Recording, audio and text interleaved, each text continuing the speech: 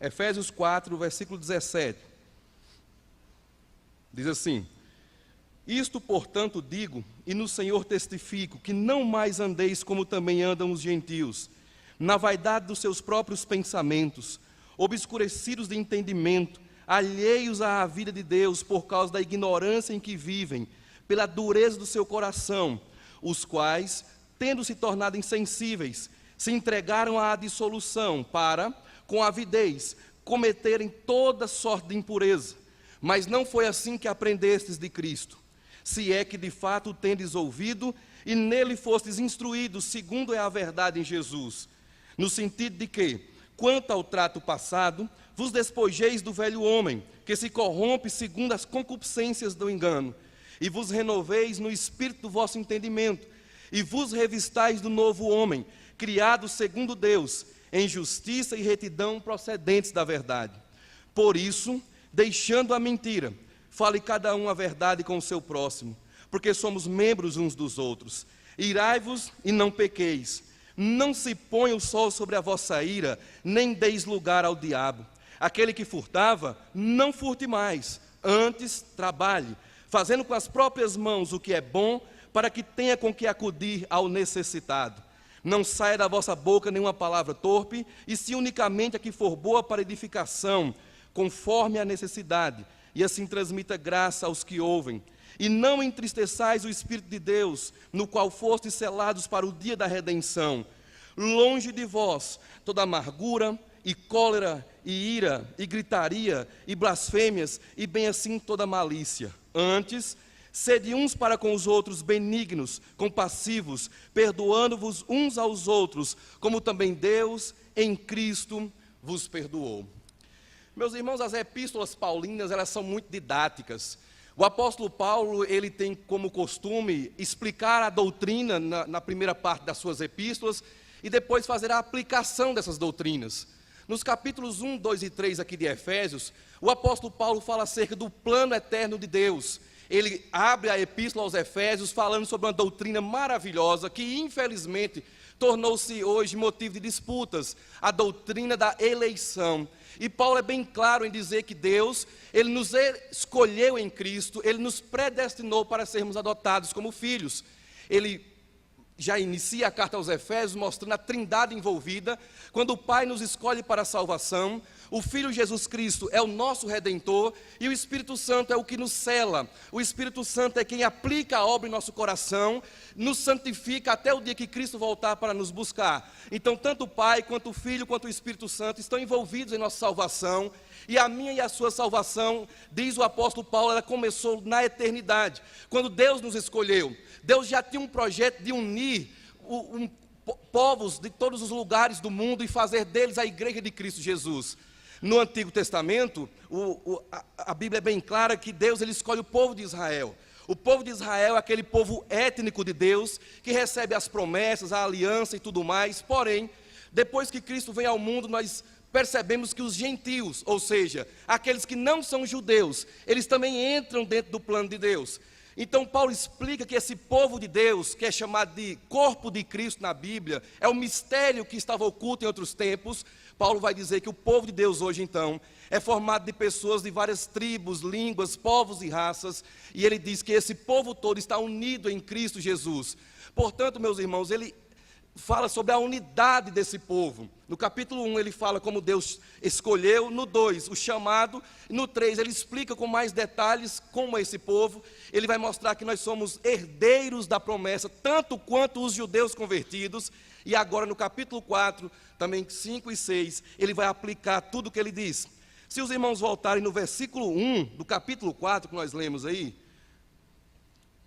os irmãos vão ler comigo o seguinte: rogo-vos, pois eu, o prisioneiro no Senhor, que andeis de modo digno da vocação a que fostes chamados. Versículo 1, eu li agora. O apóstolo Paulo fala muito agora, meus irmãos, acerca de andar. Você vai encontrar muito isso. E eu quero mostrar a vocês para que faça sentido a pregação, agora pela manhã e pela noite. Versículo 1, Paulo diz: andeis. No 17, não mais andeis. No versículo 2 do capítulo 5, ele fala: andai em amor. No versículo 8 do capítulo 5, andai como filhos da luz. E lá no versículo 15, também do capítulo 5, vede prudentemente como andais. Então, o que vai tomar conta agora dos capítulos finais da carta é o comportamento. Andar nas Escrituras, irmãos, tem a ver com o estilo de vida, com o comportamento. Por isso que eu disse para vocês que é urgente estudarmos acerca do comportamento, porque nós temos assistido, meus irmãos, um inchaço enorme nas igrejas. Porém, meus irmãos, é difícil encontrarmos uma pessoa cujo estilo de vida esteja de acordo com a palavra de Deus. Meus irmãos, nós fomos chamados para um plano glorioso. O chamado que Deus exerceu na minha e na sua vida, ninguém mais o poderia fazer. Nós fomos chamados, irmãos, para uma vocação eterna. Diz o apóstolo Paulo, irmãos, que Deus, Ele nos chamou de modo eficaz, de tal maneira que você rendeu-se aos pés de Cristo, e hoje você entrou no corpo de Cristo. Isso é um privilégio para nós, meus irmãos. Você ser um cristão não é algo que você alcançou. Deus não te chamou para ser um cristão porque viu méritos em você e em mim, mas nós somos chamados pela graça, e isso é um grande privilégio, meus irmãos. Por isso, nós temos uma grande responsabilidade, e Paulo vai dizer: irmãos, eu rogo a vocês, na autoridade do Senhor Jesus, que se comportem de acordo com o chamado que receberam. Meus irmãos, uma nova posição significa responsabilidade, e eu e você devemos, como cristãos, ter um novo estilo de vida. Por isso que o tema da minha pregação é o antes e o depois. É preciso que as pessoas olhem para nós, meus irmãos, e digam que essa pessoa mudou, essa pessoa antes era assim, agora era desse outro jeito. E Paulo vai usar muito aqui nessa epístola, meus irmãos, o antes e o depois. No capítulo 2 ele vai dizer que outrora nós éramos assim. Aí ele diz: mas agora nós somos assim. Aqui também ele vai mostrar que outrora andávamos de acordo com nossa pecaminosidade, porém agora, em Cristo Jesus, nós temos um outro estilo de vida, uma nova maneira de caminhar. E é por isso que no versículo 17 que nós lemos aqui, Paulo vai dizer: irmãos, eu rogo de novo a vocês. Veja que ele repete o rogo, e ele diz: agora, meus irmãos, eu imploro a vocês que não mais andeis como também andam os gentios. O rogo que Paulo faz aqui agora, a súplica, é que nós divorciemos-nos do estilo de vida pagão que nós tínhamos anteriormente. Eu e você, meus irmãos, fomos chamados para um plano glorioso que é indescritível às vezes. Muitas pessoas me perguntam: João, como é ser um cristão? E eu explico até certa altura, mas chega um limite que eu não posso mais explicar. É algo, meus irmãos, que as palavras humanas não podem descrever. Pecadores, jogados na lama do pecado, escravizados ao pecado, de repente são perdoados, são chamados, são habitados pelo Espírito Santo. O Pai revela o seu amor. Cristo, há 2000 anos atrás, morreu por pecadores como nós. Então, irmãos, diante disso, não há outro estilo de vida que não seja o novo estilo de vida em Cristo. Não há, meus irmãos, como alguém identificar-se como um cristão e essa pessoa continuar com os mesmos hábitos que outrora ela carregava. Não há como, é uma contradição alguém denominar-se um cristão, dizer que é um cristão da igreja batista ou presbiteriana, e essa pessoa não tem um estilo de vida de acordo com a Escritura Sagrada. É por isso que Paulo diz: irmãos, eu rogo a vocês que não mais andeis como também andam os gentios. Não tenham um estilo de vida conforme as pessoas que não temem a Deus. Abandonem o estilo de vida mundano, deixem para trás tudo aquilo que pertence ao velho homem e comecem a viver de acordo com a posição de vocês. Meus irmãos, a Bíblia traz muitos termos para nós. Santo, por exemplo, é um deles. O que é um santo na Bíblia? Alguém separado, alguém colocado para o uso exclusivo de Deus, alguém chamado das trevas para a luz, a fim de servir a Cristo, a fim de proclamar o santo evangelho de nosso Senhor. E você é um deles. Você é um santo, você é um membro do corpo de Cristo, você é um vocacionado para servir ao Senhor. E é por isso que Paulo diz: irmãos, eu rogo a vocês, andem de acordo com a posição, e por isso não mais andem de acordo como andam os gentios. E ele vai descrever para nós, irmãos, o estilo de vida dos gentios. Versículo 17, ele fala assim: na vaidade dos seus próprios pensamentos, obscurecidos de entendimento, alheios à vida de Deus por causa da ignorância em que vivem, pela dureza de coração, os quais, tendo se tornado insensíveis, se entregaram à dissolução, para com avidez cometerem todo tipo de impureza. Meus irmãos, esse estilo de vida aqui, que Paulo acabou de descrever, era o estilo de vida que nós tínhamos antes, e que muitas pessoas ainda têm. É aquele caminho, aquela conduta que Deus reprova. É interessante, irmãos, que Paulo ele vai descrever o ímpio de dentro para fora. Ele começa com os pensamentos, e lá no final do 19 ele termina com praticarem. Isso quer dizer que a conduta ela é de acordo com o coração. Se você tem um novo coração, você tem uma nova conduta. Se você não tem um novo coração, você pode ser batizado, você pode tomar a ceia, a sua conduta vai ser mundana. Porque, meus irmãos, nossas ações, elas provêm do coração. As nossas atitudes, elas são um resultado da transformação, ou não, que houve em nossos corações. É por isso que Paulo diz, irmãos, o estilo de vida que eu vou descrever para vocês, é um estilo de vida totalmente negativo, vaidade dos próprios pensamentos. Veja essa vida, irmãos, ó. Obscurecidos de entendimento, distantes de Deus, ignorantes, duros de coração, insensíveis e se entregam à impureza. Eles praticam a impureza sem freios e praticam pecados sem nenhum pudor, não tem mais um pingo de vergonha na cara. Eles se entregam à imoralidade como alguém que bebe água. É assim que Paulo descreve o estilo de vida do mundo. Ele diz que o coração do homem mundano é duro, por isso que o estilo de vida dele é afastado de Deus, por isso que ele se entrega a todo tipo de impureza para praticar, meus irmãos, coisas que são reprovadas. Mas leia comigo o versículo 20 para você ver a diferença. Mas não foi assim que vocês aprenderam com Cristo. Meus irmãos, esse versículo aqui, ele seria suficiente, meus irmãos, para nós entendermos a pregação dessa manhã. Mas não foi assim que vocês, crentes de chique-chique, aprenderam com Cristo Jesus. Como foi que nós aprendemos com Cristo? Como é que deve ser a nova vida?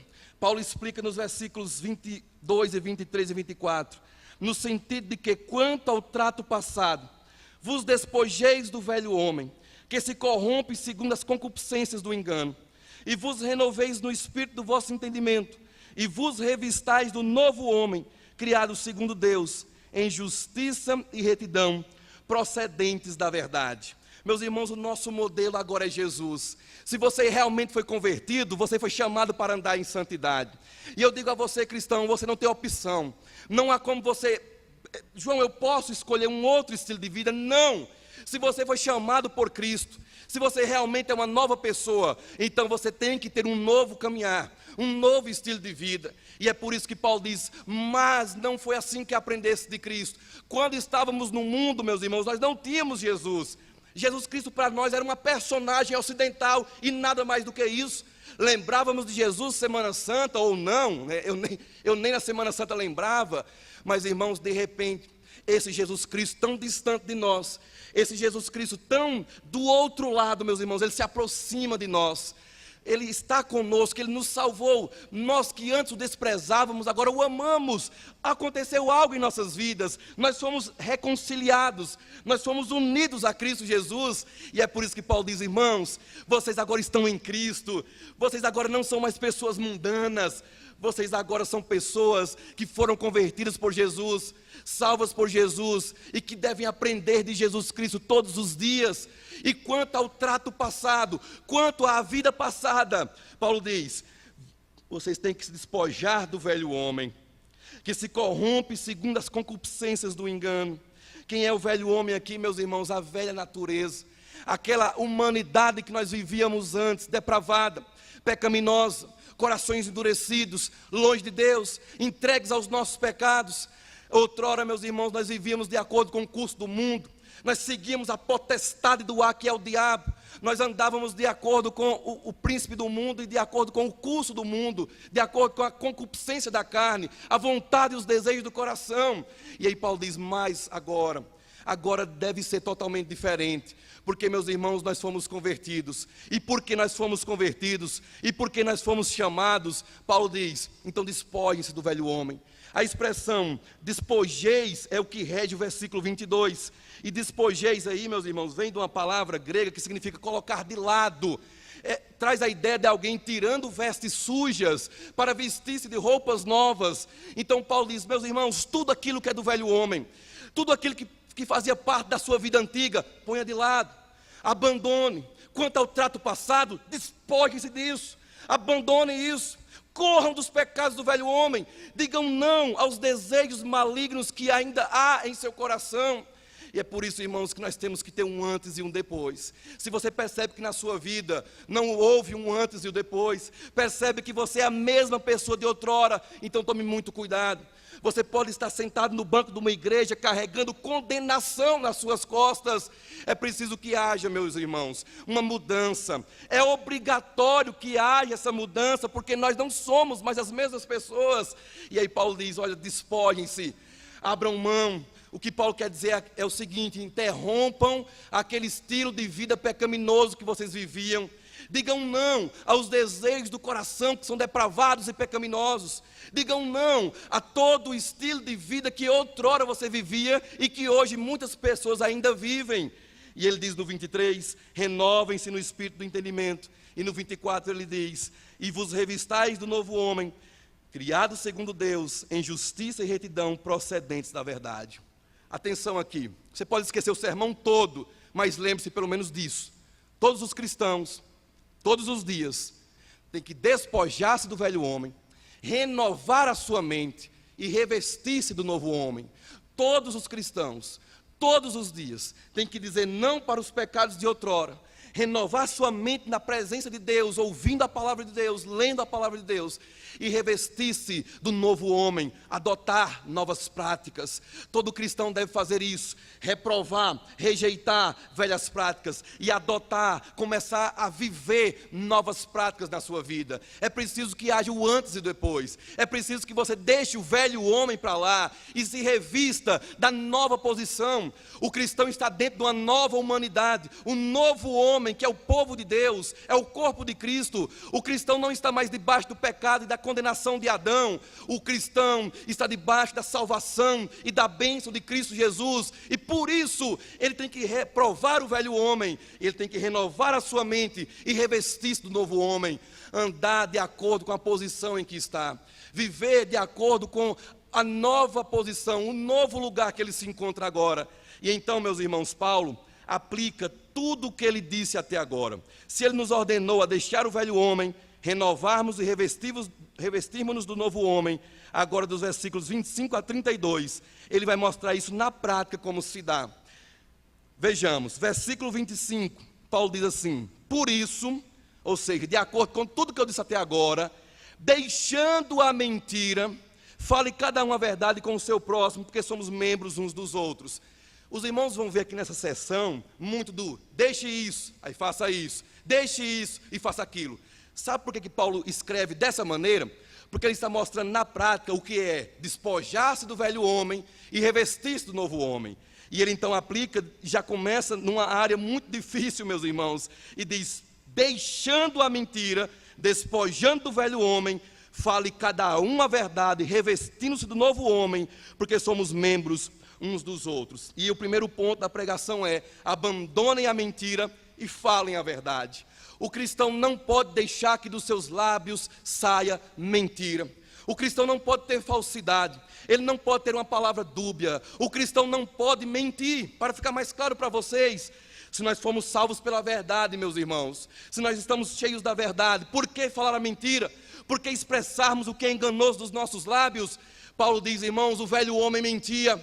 O velho homem, ele tinha todo tipo de falsidade. O velho homem não media as consequências na hora de enganar alguém. O novo homem não. O novo homem fala a verdade. O cristão, ele não mente, sua boca está preenchida pela verdade. O próprio Cristo disse que a boca, ela fala do que está cheio o coração. Se você é alguém que foi transformado pela verdade, não terá dificuldade de falar a verdade. Meus irmãos, é uma contradição um crente mentir.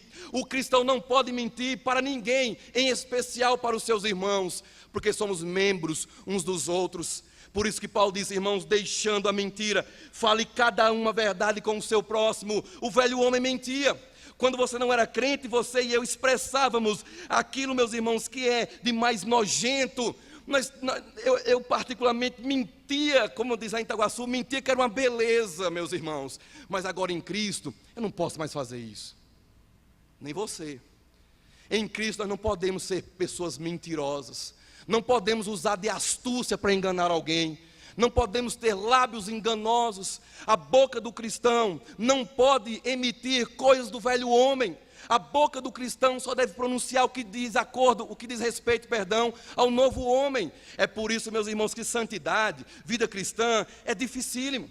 Meus irmãos, não é fácil ser um cristão. Vocês me ouvem falar aqui, aí pensam, talvez ele tenha facilidade, eu não tenho.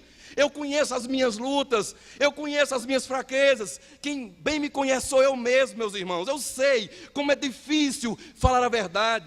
Eu sei como é difícil ser um cristão. Eu sei, meus irmãos, como é duro a luta contra o velho homem. Mas como disse o teólogo Robert James, a nossa salvação é gratuita, mas nossa maturidade cristã custa muito.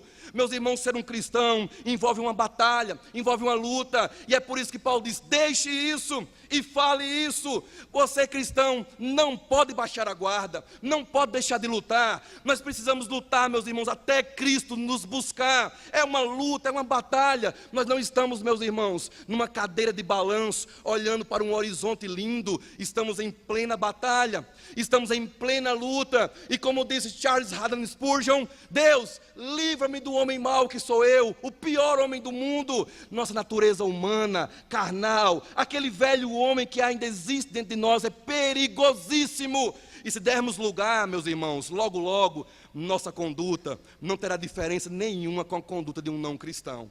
Por isso, deixe a mentira e fale a verdade. Segundo ponto, meus irmãos, abandonemos a ira pecaminosa e nos iremos de forma justa. Versículos 26 e 27. Irai-vos e não pequeis, não se ponha o sol sobre a vossa ira, nem deis lugar ao diabo. Meus irmãos, a ira em si, ela não é uma coisa má. A Bíblia diz que o próprio Deus se ira. Então você fala assim, João, mas ira não é uma coisa má? Não. A ira em si, ela não é má, porque a ira é uma reação contra algo. Por exemplo, quando Cristo entrou no templo de Jerusalém, ele irou-se. Os irmãos já leram esse texto lá em João, e diz que ele fez um chicote. Ele entrou irado, ira santa. Lembra de Moisés, quando viu o povo adorando o bezerro de ouro? Ele lançou as tábuas da lei com muita ira. E ele ficou indignado quando viu o povo traindo Deus. Moisés ficou irado. Podemos citar também aqui Martinho Lutero, na época da Reforma. Quando ele viu o estado da igreja, ele ficou irado. Ele disse, não, essa não é a igreja de Jesus. Fizeram da igreja de Cristo uma coisa profana, uma coisa ímpia. Então ele se irou. A ira santa, como nós podemos dizer assim, meus irmãos, ela não é proibida na Bíblia. Pelo contrário, eu acho que nos falta muito dessa ira. Muitas vezes olhamos para o estilo de vida pecaminoso e não estamos nem aí. Vemos as coisas erradas por aí dizemos assim, é assim mesmo. Não, o crente não pode perder sua capacidade de irar-se. O crente tem que ter uma reação ao que é pecaminoso. O crente tem que amar o que Deus ama e odiar o que Deus odeia. Se Deus diz que odeia algo, odeie também. É um ódio santo, se pudermos dizer assim. A ira de Deus é a sua santidade reagindo à pecaminosidade humana. Mas, meus irmãos, a linha que divide a ira santa da ira pecaminosa é finíssima. O velho homem está aqui, com muita vontade que você perca as estribeiras, que você perca o controle. Irai-vos e não pequeis, parece uma contradição. Você fala, mas meu Deus, como é que eu vou irar e não vou pecar? Veja só, o novo homem, ele tem uma reação santa, ele ira-se de modo justo. Mas o velho homem que havia em nós, não. Ele peca na hora da ira. A ira pecaminosa, meus irmãos, é proibida aqui. Ela faz parte do velho homem. Tanto é que Paulo vai dizer, não se põe o sol sobre a vossa ira.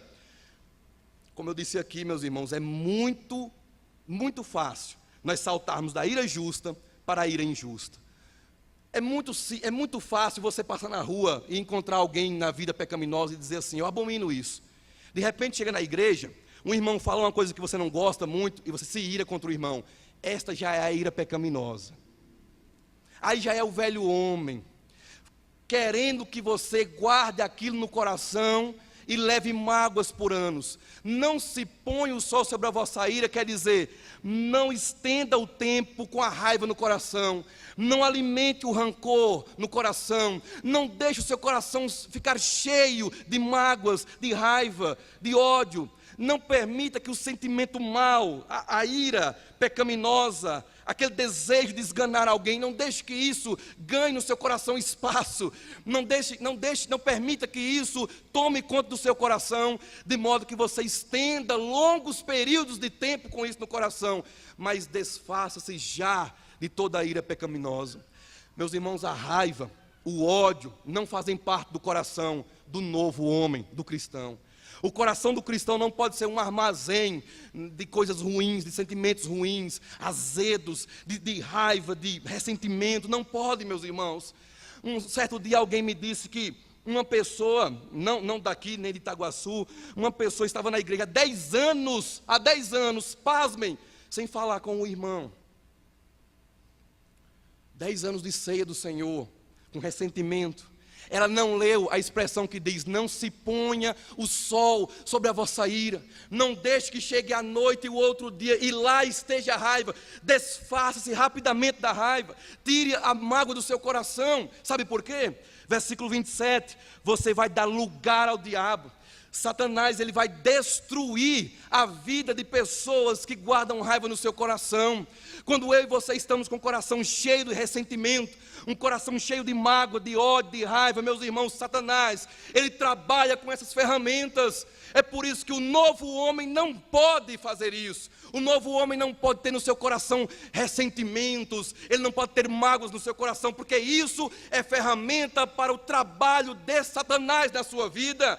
O diabo, ele vai destruir muitas e muitas igrejas, porque no coração dos membros dessas igrejas há ódio, há raiva uns dos outros.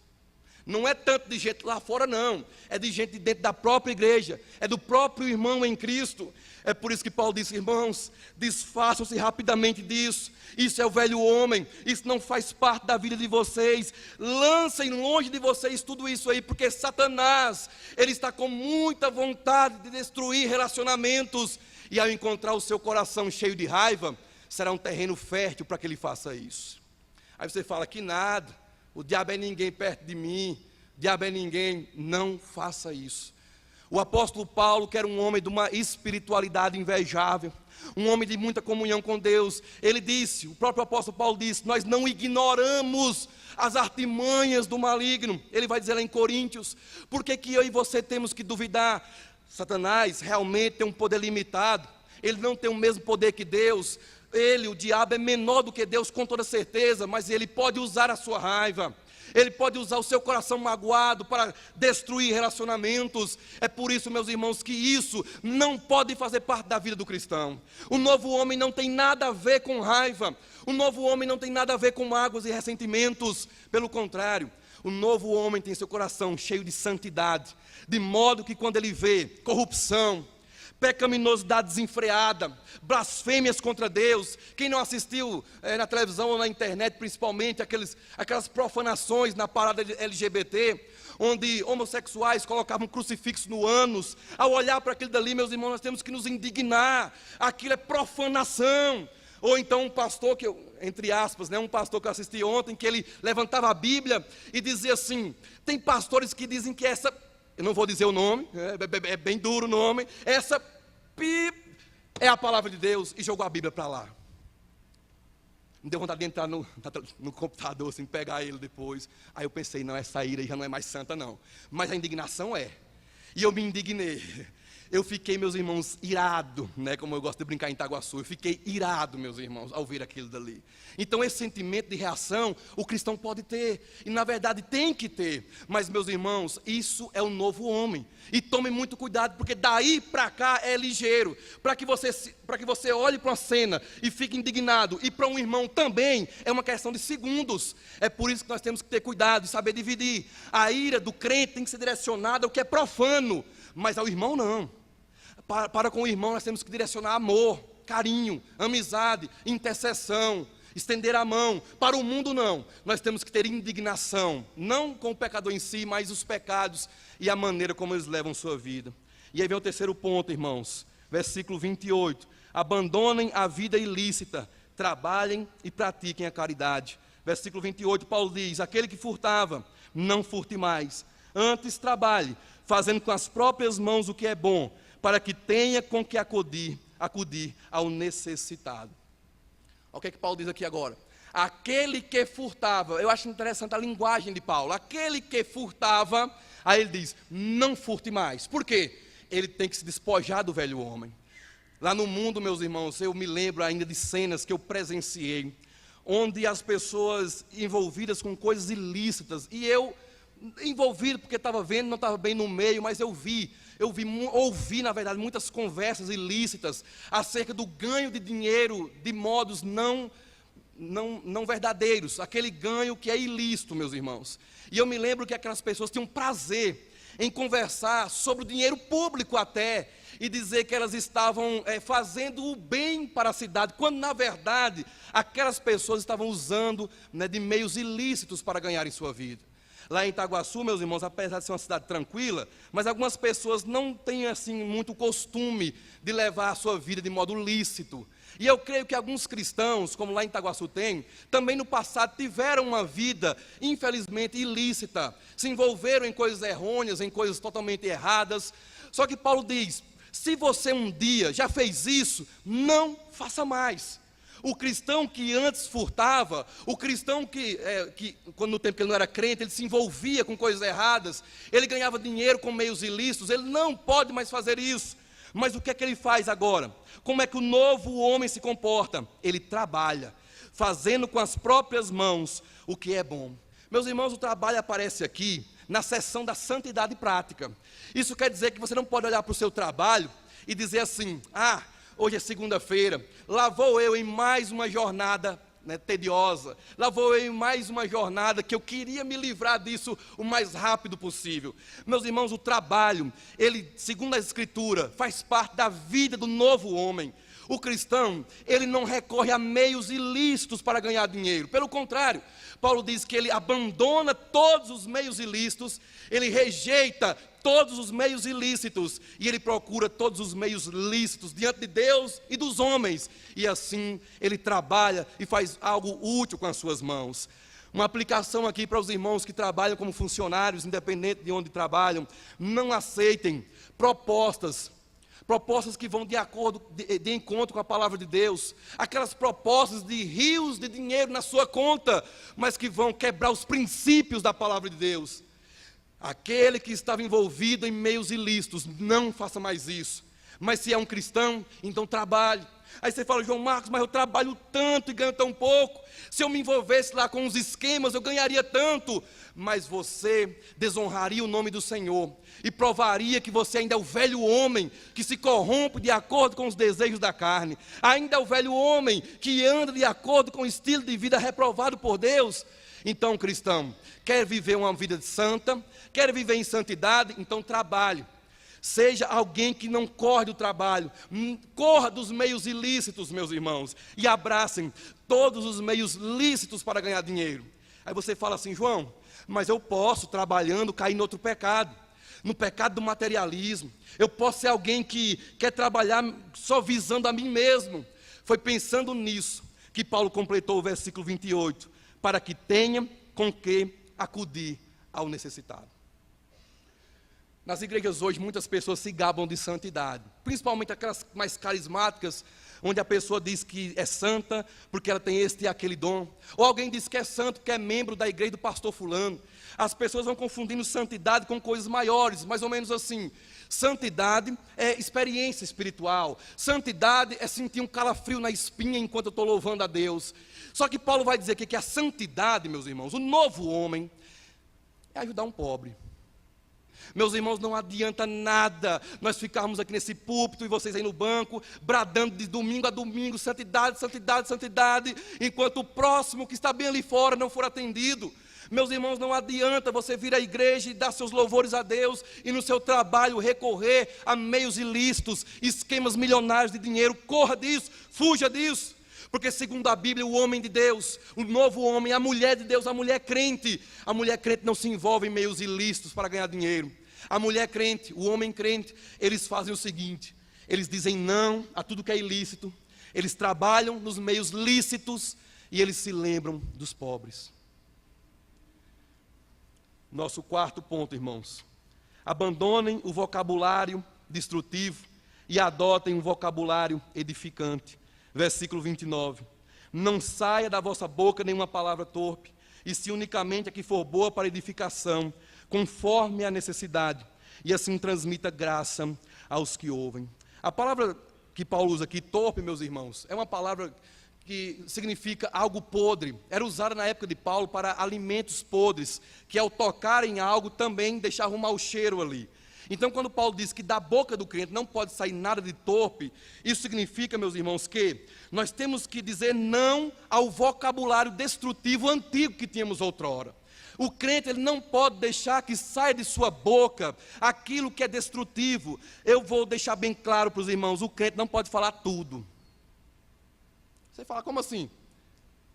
Já ouvi crentes dizendo assim: eu não tenho papo na língua não, eu falo o que eu quiser. Olha, se você diz que ninguém controla a sua língua, é porque você vive no velho homem ainda. E na verdade alguém controla: o antigo coração, a antiga natureza depravada, caída, pecaminosa, quem dirige você. As suas palavras vão revelar muito da sua espiritualidade. Aquela pessoa que tem um linguajar, meus irmãos, totalmente torpe, um linguajar destrutivo, onde aquela pessoa abre a boca, nada de bom fica mais no ambiente, essa pessoa faz parte do velho homem. Mas você, crente, não pode fazer isso. Nós cristãos não podemos deixar que de nossa boca, como eu falei aqui no versículo 25, de nossa boca não pode sair palavras destrutivas, não podem sair palavras, meus irmãos, que não têm proveito nenhum. Já viu aquele crente mentindo? Já ouviu aquele crente falando piadinha imoral, sem graça? Que é muito sem graça por sinal. Já ouviu aquele crente que onde ele chega, as pessoas dizem: ô meu pai, lá vem fulano, é a prosa pior do universo, é desse homem. Sabe, é o novo partido político, é o PR, né, o prosa ruim.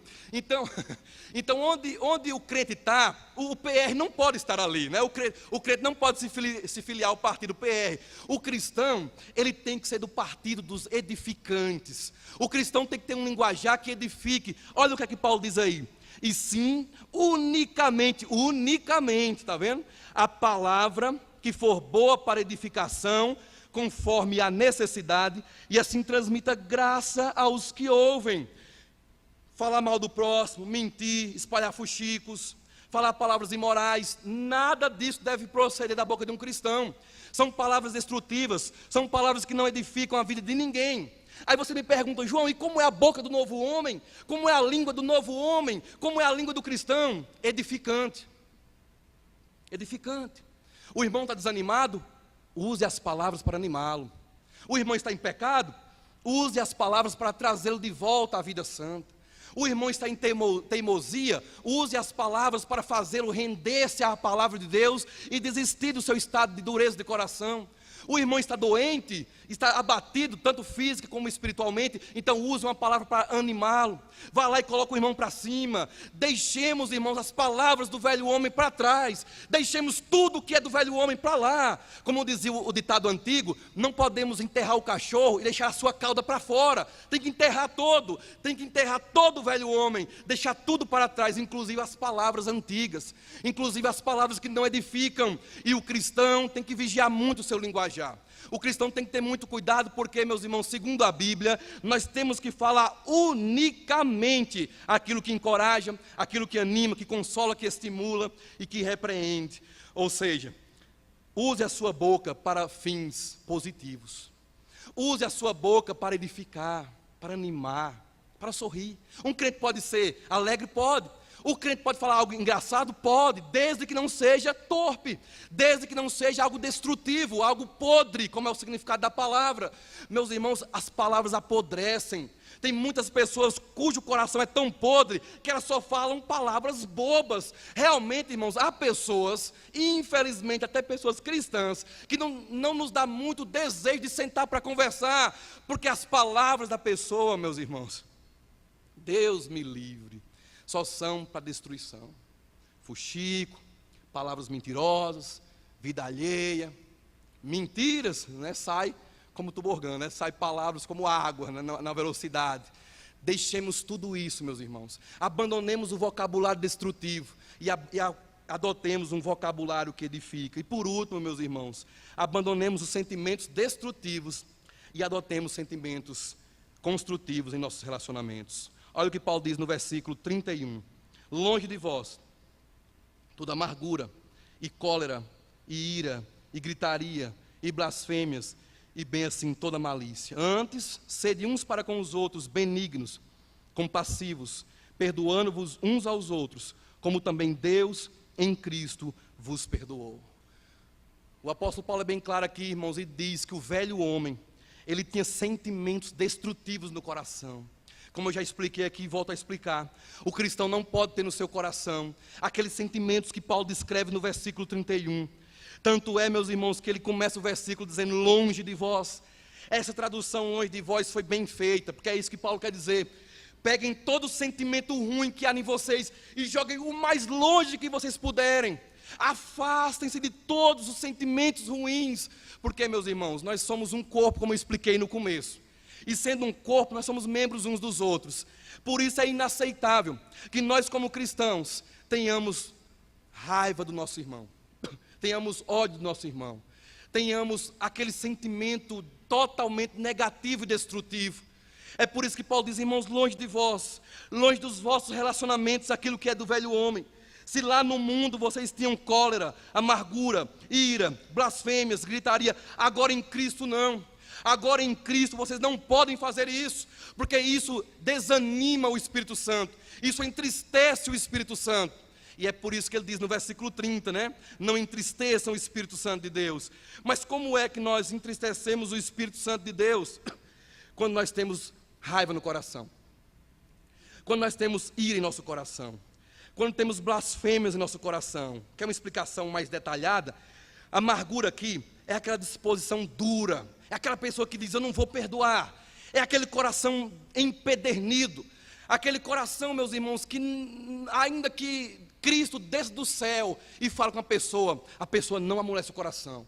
É aquela disposição de manter-se dura, de não querer nem diálogo, de não ter nenhum tipo de desejo de perdoar alguém. Essa é a amargura. Depois vem a cólera. Cólera e ira é aquela pessoa dominada, né? Aquela pessoa que deixa a raiva arraigar-se no coração. Quando você olha para alguém que te feriu no passado e sente aí um desejo mal, quando você olha para um irmão que lá anos atrás disse algo que você não gostou, e você percebe que ao olhar para o irmão, seu coração ainda sente algo, cuidado. Você pode estar com raiva enraizada no seu coração. Pode ser que o seu coração esteja, pode ser não, né? Ele está cheio de cólera e de ira. E o que é gritaria? Gritaria aqui, meus irmãos, é aquela pessoa que gosta de ser descontrolada emocionalmente. É aquele tipo de crente que não tem conversa com ele. Você vai conversar com ele, já começa a xingar alto, falar palavras duras bem alto, e ele não quer conversa, ele não deixa ninguém falar. No popular é o barraqueiro. Deus me livre, eu odeio isso, eu não gosto de pessoas barraqueiras, eu passo longe disso. Irmãos, uma pessoa barraqueira e um crente, meus irmãos, é uma contradição que vocês não sabem o tamanho. É uma contradição, um crente que não se controla, mas que deixa todo mundo na rua olhar para aquele descontrole emocional dele. E você fez isso, e essa igreja é assim, e você é aquilo e aquilo outro. Essa pessoa descontrolada, ela está enquadrada aqui dentro da gritaria. A blasfêmia é quando alguém fala mal de outro. Blasfêmia tanto é para com Deus como para com os homens. Para com Deus, é o que eu já falei aqui, é profanar aquilo que é sagrado. Mas como é a blasfêmia de uns para com os outros? Quando você fala mal pelas costas no popular. E pensa num trem bom é falar mal dos outros, né? Infelizmente, eu falo bom do ponto de vista da carne. Nós não podemos deixar que essas coisas controlem nossos relacionamentos. Pelo contrário, longe de nós. Sabe por quê? Porque isso, meus irmãos, é do velho homem. Isso vai dar lugar ao diabo e entristecer o Espírito Santo de Deus. Olha a contradição. Um crente dando lugar ao diabo e entristecendo o Espírito Santo. Veja que contradição, meus irmãos. Ao invés dele dar lugar ao Espírito Santo e entristecer o diabo, não, ele faz o contrário. Ele dá lugar ao diabo e entristece o Espírito Santo. Tomemos cuidado, meus irmãos. E o novo homem? Como é que ele tem relacionamentos? Versículo 32. Antes, ou pelo contrário, sede uns para com os outros benignos, compassivos, perdoando-vos uns aos outros, como também Deus em Cristo vos perdoou. Você que é um cristão, que tem convicção do perdão de Deus, você tem a obrigação de perdoar o seu irmão. Ao invés do crente ter no seu coração raiva, ira, discórdias, o crente tem que ter o seu coração cheio de compaixão, de bondade, de perdão, de amor. O cristão não pode ter o seu coração cheio daquilo que é maléfico. Pelo contrário, todos nós cristãos temos que ter o coração, meus irmãos, de acordo com a posição que nós estamos agora. E qual é a posição que nós estamos agora? Em Cristo. Nós somos um só corpo. Isso quer dizer que você e eu vou terminar dizendo isso aqui, estamos desautorizados, né? Eu vou usar uma palavra de ordem aqui. Estamos desautorizados a termos raiva uns dos outros. E nós somos estimulados, ordenados por Deus, a amarmos, a perdoarmos, a sermos compassivos uns com os outros. Deus te perdoou? Você fala sim. E você tem perdoado? Aí você fala não. O cristão tem que perdoar, porque ele foi perdoado. O coração que conheceu o perdão de Deus é um coração perdoador. O coração que não conheceu o perdão de Deus é um coração cheio de ódio, de ira, de amargura, de cólera. Essas coisas não podem fazer parte da vida do cristão, meus irmãos, porque nós somos um novo homem, nós somos novas pessoas. É por isso que eu disse e volto a dizer, somente um crente pode viver a nova vida. Quem não é crente vai se esforçar, vai ter uma vidinha moral, bota um socialzinho, larga de fumar, larga de beber, mas isso não é um novo homem não.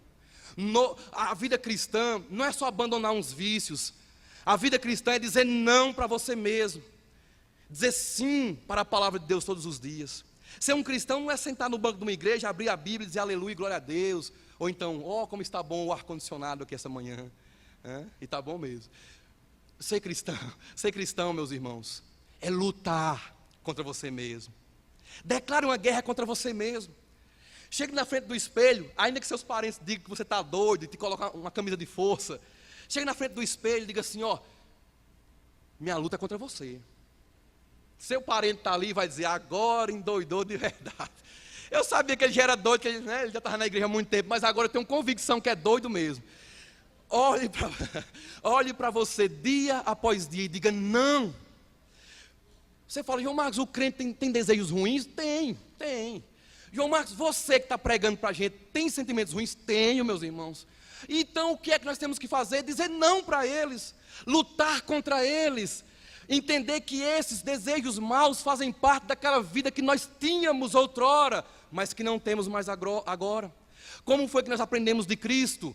Quanto ao trato passado, despojemo-nos do velho homem, renovemos a mente e revistamo-nos do novo homem. Que Deus nos abençoe, meus irmãos.